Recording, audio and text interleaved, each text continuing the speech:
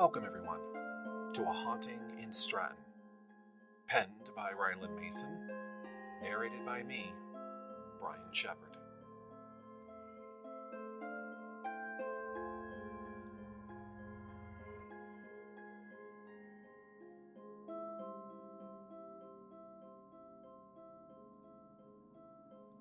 Episode 4, Investigation. Ghosts were the last thing on Ryan's mind as the thunder and chain lightning tore up the sky. Lightning so bright and the flashes quick. The wind coming down the mountains was not helping either. Ryan did not like storms. They frightened him. Over the years, it's been more and more manageable to overcome the fear that something bad will happen. Normally, he would be hiding in his room, listening to a Ryan Mason podcast, or even a new one he just discovered by Wraith Rain. Instead, he is behaving as he would feel embarrassed if Bear knew.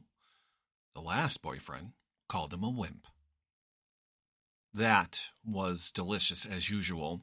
How about you? Did you enjoy it? Bear asked, as he placed his fork on the plate while wiping his mouth. That was the best. I'll have to make sure to thank her once again for a great meal. I was totally lost when trying to find something. She was a big help, Ryan answered, also finished. Maybe next time I can make dinner. I'm not tooting my own horn or anything, yet I do make a mean fettuccine Alfredo. One of my favorites. That sounds nice. So tonight, I was thinking that we start in about an hour. That'll give me plenty of time, with your help of course, to set up my camera and EVP recording device, and I just realized I have a small flashlight in here. Go figure, Bear said, as he was going through his bag and taking what he and Ryan needed. So, where would you like to start? Ryan asked as he stood from the table, walking over to Bear. I'd like to start downstairs. Maybe with the drawing room and work our way around, and then maybe the basement. You mean the morning room, Ryan corrected him. Wait, morning room? As in wake up in the morning? Yes, the family would take tea or coffee in the morning room. Gotcha. Okay, so the morning room first. Make our way to each room, finally heading down to the basement. Sound like a plan to you? He asked, placing a fully charged battery into the camera. Sounds good to me, except the basement. I have not been down there, so I have no idea what it looks like. Well, it seems we'll find out together, Bear responded with a smile. A smile Ryan didn't notice, as it seemed like something outside had his attention. Bear was starting to notice that the storm bothered Ryan.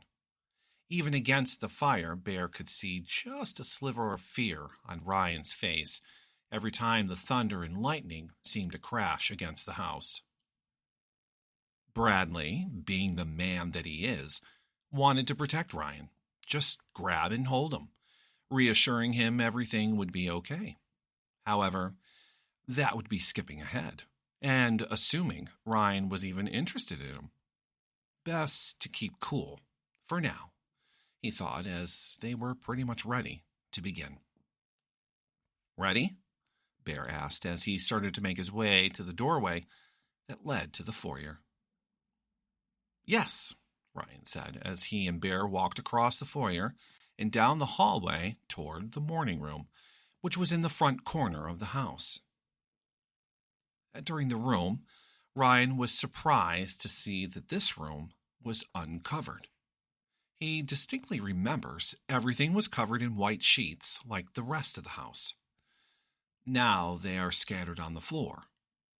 Dark wood wainscoting around the entire room, light blue wallpaper with white crown molding, the chairs and sofa set, dark blue, with a gold pattern made of wood, looking French in style. Very regal. Lightning tried to penetrate the heavy navy blue curtains that hung closed in the windows. Just enough light to show off a large painting that hung between the windows. A painting of Wilhelmina Barton, which, if looking at it at just the right angle, showed a scary side of her, almost. The tea trolley, long since used, sat in the corner with a complete china set. Vases around on various tables that once held pretty arrangements of flowers, now just old, rotten, dried-out stems. Lamps with pretty painted glass sat covered in dust. The air in the room felt cold. "I can feel you. I know that you're hiding from us, and that's okay," Bear said out loud as he stopped in front of the fireplace, looking to his left, as if he saw someone behind the high-backed chair. The tone suggested he was speaking to a child. "Wait, someone's in here?" Ryan asked, thinking there was a child hiding in the room. "Yes and no. Let's just say that I have certain gifts. It's why I love the paranormal." "Hold up. You mean you can talk to them and stuff?" Ryan asked, a little confused. "Yes. I will be happy to explain on the way. We can move on to the next room.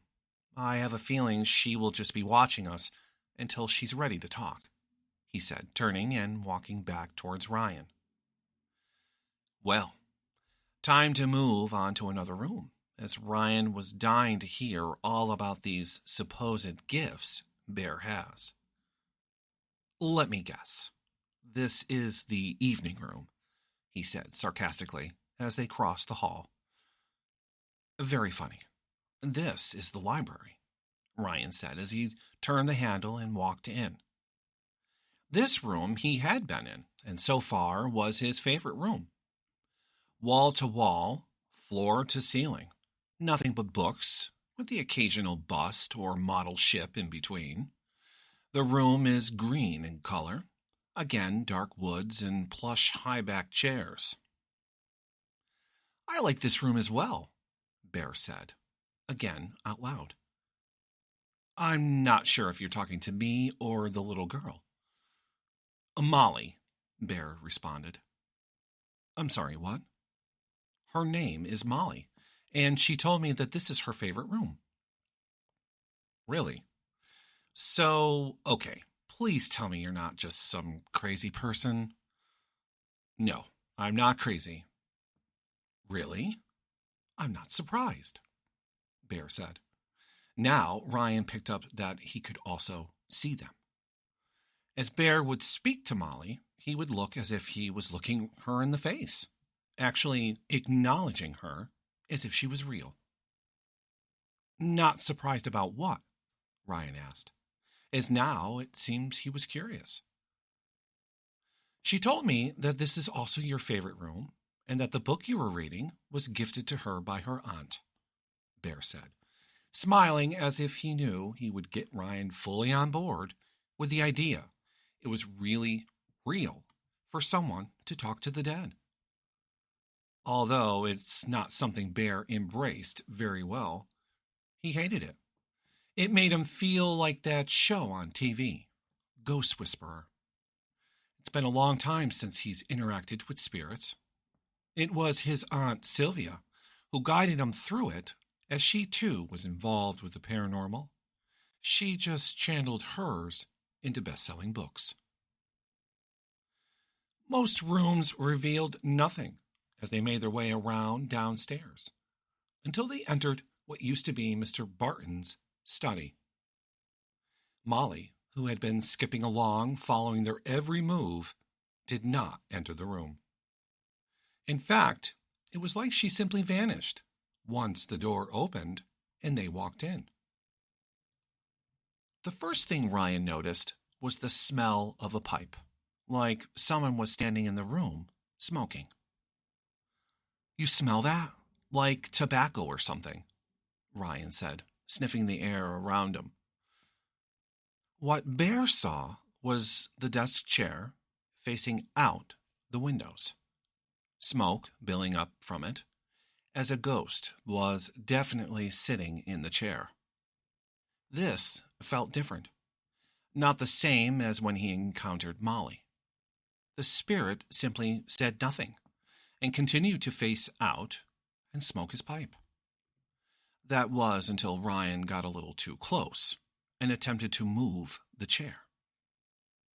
"Leave the chair, please, and come back over this way," Bear instructed, trying to prevent an already sour spirit from getting mad.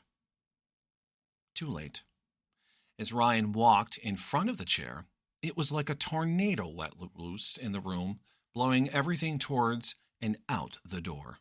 Like an airlock in space had been opened. There was no standing at this point, as the gust blew Ryan and Bear off their feet and out the door, landing on top of each other on the other side of the hallway, the door slamming closed on its own. "Okay, what in the world was that?" Ryan asked, while accepting a hand up off the floor. "Someone who does not want us in there. Someone who is angry. I don't believe he intended to harm us. Some spirits don't like the fact that someone who is living knows that they are there." "Well, he didn't have to be rude. He could have just said, 'Get out' or 'Leave.' I'm beginning to think I bought Disney's Haunted Mansion." "It's a graveyard in the basement, right?" Laughing, as if he didn't know what else to do or how to react. Yes, he knew he bought a potential haunted house. Yes, he was fine with it. However, he didn't think it would go this far. "I'm not sure I'm ready for more. Any chance we can save that for tonight? I'm still trying to process the fact that you can see and talk to them, let alone one just forces out aggressively, I might add," Ryan explained, and he was getting tired. "We can stop, absolutely. Do you mind if I crash here?" Bear asked, thinking of the many rooms he could choose from, only wanting to be in a certain someone's room. "You're not driving in this, and I have plenty of space," Ryan answered, relieved that he would not be in the house alone. Well, another human anyway. Bear grabbed his things and followed Ryan upstairs to one of the guest bedrooms, which happened to be down the hall from Ryan. The room, clean enough, as it was the room that was cleaned up in case he wanted to use it. Had new bedding put on and everything. Showing him where the bathroom was, which was across the hall, Ryan and Bear both said goodnight. A knock on the door had Ryan up and answering, thinking something might be wrong. What he found was Bear, standing in front of him wearing nothing but boxers, with his arms folded. "I went to use the bathroom, and the gentleman from the Civil War locked me out of my room," he stated, like he was defeated. Ryan would thank the Civil War man tomorrow. Right now, sleep. "Come on, just don't hog the blankets," opening the door wider, allowing Bear to pass through.